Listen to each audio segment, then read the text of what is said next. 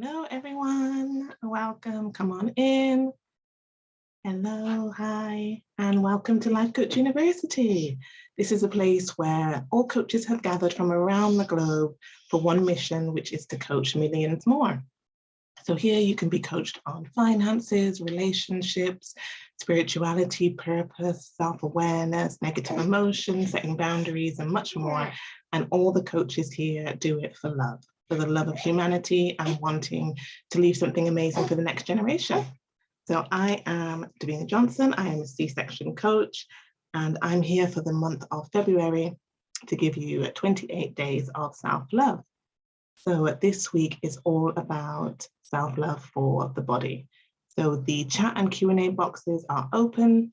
So please use them. If anything comes up as I'm talking, put it in there and I will gladly answer it at the end. So again, I am Davina Johnson and welcome to 28 Days of Self-Love. We are on day 10 and this is all about feel good eating.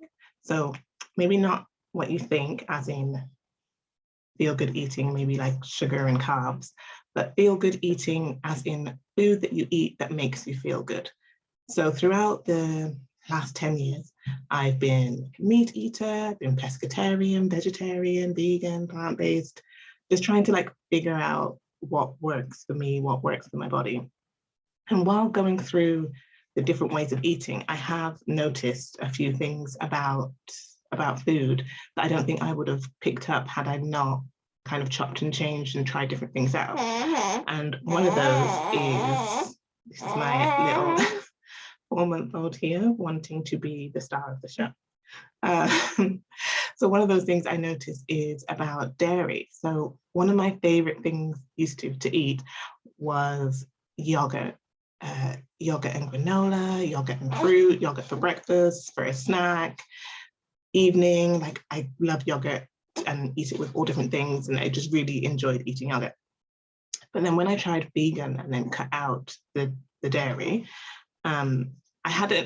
it hadn't twigged that there was a difference yet until when I put the dairy back in. So when I had the yogurt again, I just realized how bloated, I felt really, really bloated after I'd had yogurt. And at that time, I wasn't sure if that was it, if it was the yogurt. So I thought, let me just try again. So I took it out for a couple of weeks, put it back in, and the bloatiness come back. So I was like, oh, okay, so maybe my body doesn't actually like dairy from yogurt. And I tried different yogurts and cheese and different things, and my body would always feel bloated after eating it.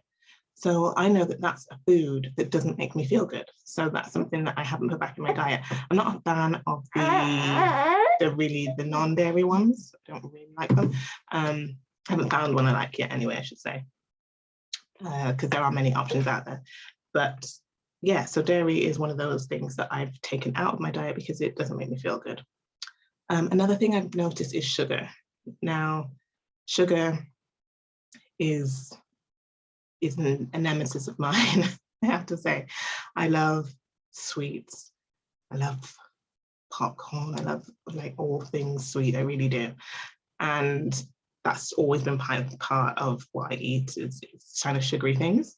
And when I tried to go on I went on a 5-week no eating sugar kind of plan.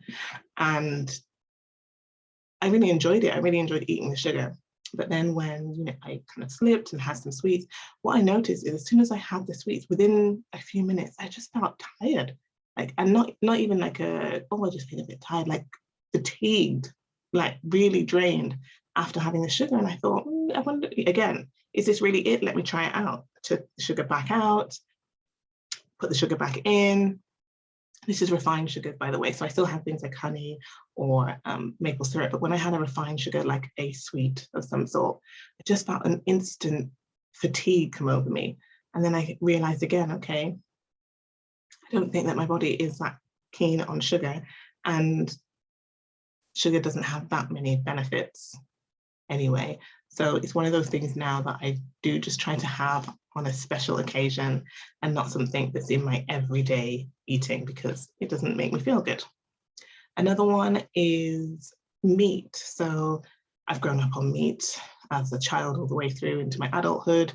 And again, so when I tried vegetarian, vegan, cutting out meat, fish, I realized that when the meat was in, that my weight would kind of be up and down. But once it was out, I could balance my weight a lot easier. It just kind of stayed the same, or it, wherever I wanted it to be is where it would stay.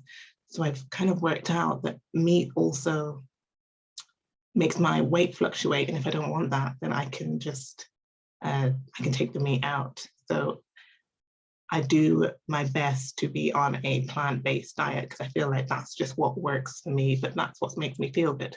So like an invitation to you would be to, like, what foods actually make you feel good? So not the foods that you might think temporarily will make you feel good, like eating a bag of crisps or eating those sweets or things like that might make you feel good temporarily, but what's going to actually make your body feel good for life? Because really, I'm not like too much of a fan of diets, because I think it really needs to be like a lifestyle move and change that you make, is something that you can be consistent with, as we spoke about a couple of days ago about exercise and being consistent. When it comes to food, it's something that you can be consistent. It doesn't mean that, now and then you can't have a treat or something else, but what's going to consistently make you feel good? And as I said, there are foods there for me that just didn't make me feel good, but especially like with the dairy, because that one was a surprise to me. It wasn't something that I actually knew about. I kind of just felt like I was just always bloated and maybe that's just how my body was. And I realized actually it's not true. There was something that was making my body feel bloated. So have a think about your diet and what you're eating and what are your actual real feel good foods. So things that for me that make me feel really good is I have a smoothie every morning. It normally has spinach and kale in always, and then it'll maybe have different fruits. So this morning, spinach and kale, mango, papaya, pineapple, banana, and oat milk. And that's like a regular kind of one that I have. And I love having that. That makes me feel really good in the morning. And normally after that, I might have like a bowl of fruit as well. Fruit makes me feel really good and really energized and full. So that's something that I really like. I have salads a lot, but I love salads. So in my salads, I'll have lettuce, tomato, cucumber, onions, and then I normally have falafel with it. I love the falafel. Or I might just have, or I have avocado. I love avocados. So all of those foods just make me feel really, really good. And then I love soups. I love veg. I love stir fries. That's kind of the dinner things like that I might have. And all of those foods make me feel good. So if I've had a day where I've eaten all the stuff that makes me feel good, it makes me even feel better for the next day. So like once I've had a night's rest and I wake up the next day, I'm feeling good. And these are all foods that I enjoy, all foods that I like and that I can be consistent with and work with my body. So I would definitely invite you to just think about foods that really work for your body, that make you feel good, and maybe trying to figure out ones that don't. Like you might have had something like me, like maybe you do feel bloated now and then, and you kind of put that down to maybe my body just feels bloated. Well, there might be a food that doesn't agree with you, and maybe taking some things out, swapping some things in might change that for you. And you don't have to do everything all at once either. So like when it was with me, I didn't just change everything at once. I took some things out slowly. Like I said, I did taking sugar out for 5 weeks, but didn't mean that I took out all the other things either. Or when I took out dairy, didn't mean I took out everything else at the same time. So you could kind of do bit by bit, and gradually you will find a diet that really works for you and makes you feel really, really good. So let me just have a look at the Q&A. Please, if there is anything that's come up as I've been speaking, let me know. Let me know what your diet is like or how you are with food, feel good food. I know a lot of people call it clean eating. I guess you can call it that, but I prefer feel good foods, foods that work with your body. Okay, so if you did find value from today, then please pay it forward. So you can do this in any way you like, big ways or small ways. You can tell someone about Life Coach University. You could tell someone about what you've learned today. You could smile some more, you can compliment somebody, however it is that you would like to pay it forward, please do. And then when you do, let us know. So if you go to lifecoachuniversity.com, you will see a button that says, how did you pay it forward? And if you click that and let us know, and it just helps us to know that the kindness is rippling all around the world. And I've got one here that says, changing my food is hard for me. What do you find difficult about the changing food? Is it a particular food that you find difficult? Like, do you have one in mind that you would like to change? If you can just let me know a little bit more. And I've got another one here that says, my partner loves eating different foods than me, and my little ones like sugary food. Yeah, mine do too. Mine do too. And there was a time where I was cooking like 3 different meals. So like one for me, one for my partner, and one for the kids. And that had to quickly change because it, yes, and there's another comment here, I get tired of trying to make food for everyone. I feel overwhelmed. Yes, I've totally been there, of having, as I said, to cook like 3 different meals for everyone, and it just became too much, and I needed to find meals that would like work for everyone. So some of the things that I did, and I don't know if this might work for you, because as the messages come through, they're anonymous, so I don't know if it's the same person for each one of these that has come through. So if you're the person that finds it difficult to change food as well. Is there a food that everyone likes? That's where I started with. So what does everyone like? So in my house, we love carbs. So pasta, rice, potatoes, like that's my base for that I know is going to work for everyone. And then from there, I've built on to, so what can I make with that? My partner is vegetarian, and as I said, when I've been going through my different kind of what I've been eating, I kind of just followed him because it was also easier for the fact that I didn't have to make all the different meals. So I thought, okay, when I was eating fish, we could have fish. My kids aren't too keen on, like, we would have cod or sea bass, something like that. They're not too keen on that, but they don't mind fish fingers. So in a meal, I could cook like maybe a base for everyone, and then it wasn't such a big deal to put sea bass and fish fingers in the oven, because that was just, even though they're 2 different things, they're just in the oven at the same time. Do you know what I mean? So that kind of made things easier for me, so I didn't have to feel too overwhelmed about it. Another thing that I like to do is, if there is a meal that they do like that I can freeze, I'll do that. So if there's a meal that the kids like mainly, and that I can freeze it, I will cook more, I'll freeze it. And then if I want to do another meal for me and my partner, we'll have that. And then I'll just bung theirs in either in the morning to defrost, or I'll just microwave it and then they've got their meal. So another way is trying to batch food as well. And there's another comment here that says, there is a feeling of guilt that I might not be a good enough partner and mum. Where does the guilt come from? What makes you feel guilty? Is that part of the food, or is that something else that makes you feel guilty? And I know, being a mom, I have 3 children myself, and mom guilt is real, right? It's real. Like, it's something that I think many moms carry with us for so many different things, because we're trying to be everything for everyone, and it kind of can bring a guilt maybe if something can't be fulfilled. But what's really important is to remember that your children love you, your partner loves you, and the pressure that we feel, the guilt we feel, is a pressure that we're putting on ourselves, not from everybody else. It's standards that we have put for ourselves that we're trying to live up to, but they're actually not coming from everybody else. They're actually coming from us inside. And I'm just reading another comment here. Guilt from not making all the food that everyone likes to eat. Yeah, I would do your best to remember that that is most likely coming from you and not from everybody else.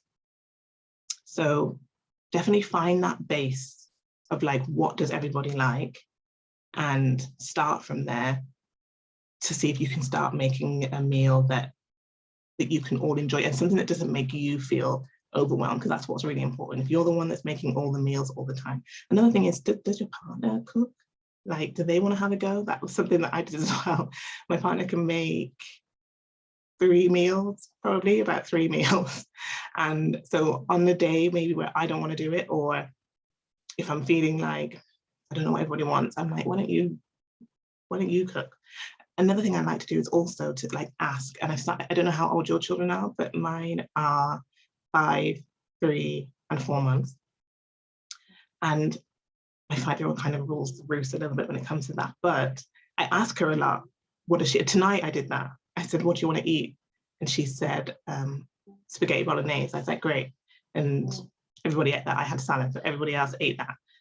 And that kind of helps. That can help if you can ask them what they want. If they, as long as they're not always asking for Haribo, but if there is a food that they like to eat, I'll cook that too, because you just don't need the stress or the pressure or the overwhelm, So if you can, I don't know how old your children are, but if you can ask them what they want and cook that, and if that just makes it easier for everybody and everybody is happy, I would do that. I do that a lot. I ask them what they want, even if they do want the same thing. So if she asks for spaghetti bolognese tomorrow, I'll cook it tomorrow as well. I'm not too bothered, as long as they've had something and they're eating and that everybody's happy, I'm happy. And another comment here says, mum guilt. I never thought that there was a term for this feeling. Yeah, mum guilt. It's lots of us mums have it, and it's about setting these really high standards for ourselves and trying to live up to them, and it's really difficult to do so. It's not really coming from the outside, it's really just coming about what we think a mum should do, what we think should be, this is how it should be, everybody should love the food, everyone, and they really don't, because again, this whole month is all about self-love. So how loving is it for you to be feeling guilty about not cooking a food that everyone likes? It's not really loving. You're doing the cooking, which is a really good thing to do. You're doing the cooking and you're trying your best, and you should show yourself some compassion for that. But yeah, what my ideas would be, get that base food. If your kids are old enough, ask them what they want, and if they want the same thing for the next 3 or 4 days, I mean, does it really matter? Really? As long as they're eating and they're okay and it's not Haribo every night, I kind of think it's okay. So definitely give yourself a break. You're doing a really, really, really good job. Just know that.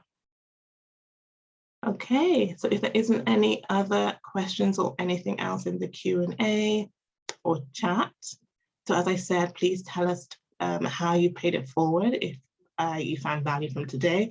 Also, what you can do is subscribe. So if you go to lifecoachuniversity.com and you click campus at the top, you can subscribe to the newsletter and you will get the chance to win a one-to-one coaching session also.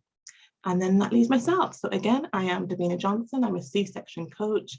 And if you want to contact me, you can do so at davinajohnson.com, or you will find me on Instagram at C-section coach. I hope you have a lovely evening, rest of your day, and I will see you tomorrow.